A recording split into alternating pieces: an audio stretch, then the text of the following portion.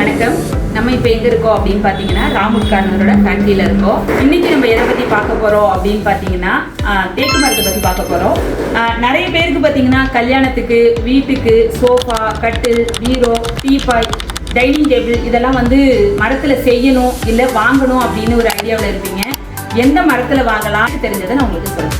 தேக்கு மரம் பார்த்தீங்கன்னா தென்கிழக்கு ஆசியாவை குறிப்பாக இந்தியாவை பூர்வீகமாக கொண்டது. அதிகப்படியான தேக்கு மரம் பார்த்திங்கன்னா இந்தியாவில் தான் பூர்வீகமாக இருக்குது அப்படின்னு சொல்கிறாங்க.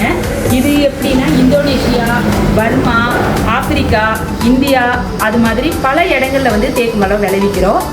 இதோட லைஃப் பார்த்தீங்கன்னு வச்சுக்கோங்களேன், ரொம்ப நல்லாயிருக்கும். இந்தியாவில் நிறைய பேர் நம்ம யூஸ் பண்ணுற பொருள் பார்த்திங்கன்னா இந்த தேக்கு மரம்.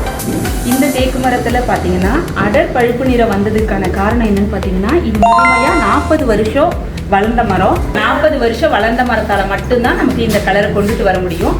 நாங்கள் உற்பத்தி பண்ணுற அனைத்து பொருளுமே பார்த்தீங்கன்னா முழுமையாக 40 வருஷம் வளர்ந்த மரத்தை மட்டும்தான் வாங்கி நாங்கள் உற்பத்தி பண்ணுறோம். இதுக்கு நம்ம இந்த தேக்கு மரத்தை வாங்குகிறோம் அப்படிங்கிறது எல்லாருமே ஏன் இந்த தேக்கு மரத்து மேலே ஆசைப்படுறாங்க அப்படின்னு கேட்டிங்கன்னா, குட் வைப்பு. அதாவது ஒருத்தவங்க வீட்டில் கோல்டு எப்படி இருக்குதோ அதே மாதிரி தேக்கு மரத்தாலான ஒரு பொருள் இருந்ததுன்னா நல்ல வைப்பு கிடைக்கும்.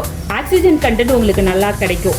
ஆயுதத்து இருக்கிறதுனாலேயே இதோட வெடிப்போ வேறு காலநிலை மாற்றங்களுக்கு எது ஏற்ற மாதிரி இது அதோடதை அட்ஜஸ்ட் பண்ணிக்கும். இந்த கட்டில் பொறுத்தவரையிலையும் நம்ம இப்போ வெறும் தேய்ச்சி தான் வச்சுருக்கோம். சீலர் பாலிஷ் போட்டு தேய்ச்சி தான் வச்சுருக்கோம். இதோட ஷைனிங்கே பாருங்கள், கோல்டை விட இன்னும் நல்லா மின்னுட்டு பாருங்கள். மற்றது வார்னிஷ் போட்டதெல்லாம் நம்ம ஷோரூம் போட்டு பார்க்கலாம் வாங்க. இந்த ஃப்ளோர் பார்த்தீங்கன்னா ஃபுல்லாகவுமே தேக்கு மரத்தால் செஞ்ச கட்டில் மட்டுமே போட்டு வச்சுருக்கோம். உள்ளே வரும்போதே நல்ல ஒரு நறுமணம், தேக்கு மரத்துக்கே உண்டான தனி நறுமணத்தோட நம்ம இங்கே உள்ளே வரோம். இதோட ஷைனிங்ஸும் பாருங்கள், எல்லா கட்டிலுமே மின்னும். இதுதான் இதோட ஸ்பெஷாலிட்டியே. நீங்களும் உங்களால் முடியும்னா தேக்கு மரத்தையே வாங்குங்க.